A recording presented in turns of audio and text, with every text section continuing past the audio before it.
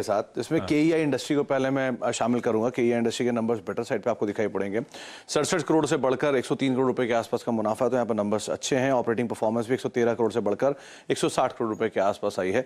Revenues front पर भी करीब 1565 करोड़ रुपए का रेवेन्यू तिमाही में पोस्ट किया, तो ये गुड साइड पे आप इसे डालिए।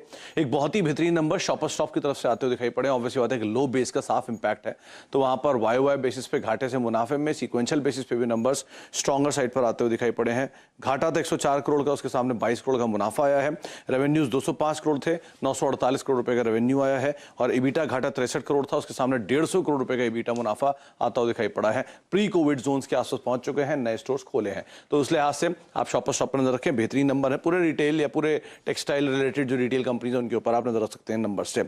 अच्छा, रिलैक्सो के नंबर्स मिले जुले साइड पे आप रखेंगे, जहां पर सीक्वेंशियल बेसिस पे नंबर्स आपको थोड़े से सबड्यूड और वाई बेसिस पे थोड़े से बेटर साइड पे दिखाई पड़ेंगे।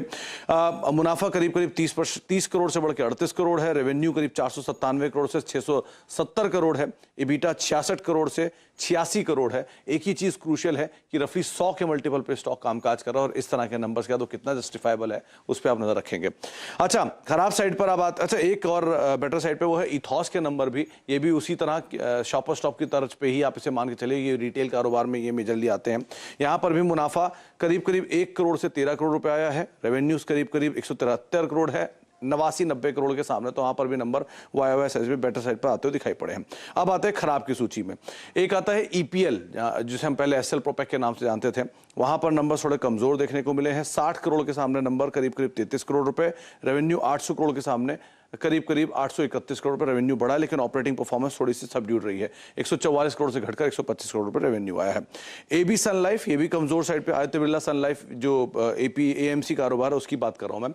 वाई बेसिस पर रेवेन्यूज में थोड़ा इंप्रूवमेंट है, 304 करोड़ रुपए के आसपास के रेवेन्यूज है, लेकिन मुनाफा यहाँ टूटा, जिसका इंपैक्ट शायद कंपनी के नंबर्स के ऊपर ओवरऑल देखने को मिल रहा है, तो ये भी बैड साइड पे आप रखेंगे। सनोफी, ये एक और नंबर है जहां पर नंबर्स भी वीक है, और दूसरा डिविडेंड का आंकड़ा भी 190 करोड़ रुपए 190 रुपए पर शेयर का आया है, जो कि पिछली बार 300 रुपए 250 रुपए की रेंज में होता था। तो वहां से नंबर, स्पेशल डिविडेंड का आंकड़ा भी नीचे और नंबर्स भी कमजोर है, तो शायद दोहरी मार स्टॉक के ऊपर पड़ सकती है, उस लिहाज से आप नजर रखेंगे।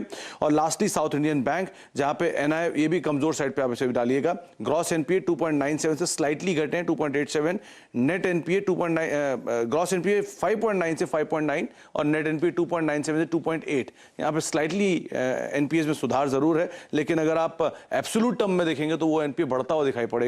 1777 करोड़ के सामने 1801 करोड़ रुपए, तो ये नंबर परसेंटेज वाइज आपको कम दिखेगा, लेकिन एब्सोल्यूट एनपीए बड़े हैं, जिसका शायद प्रेशर कंपनी के नंबर्स में देखने को मिलेगा।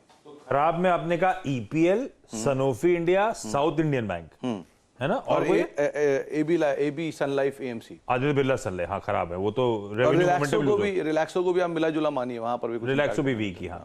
और अच्छे में होगा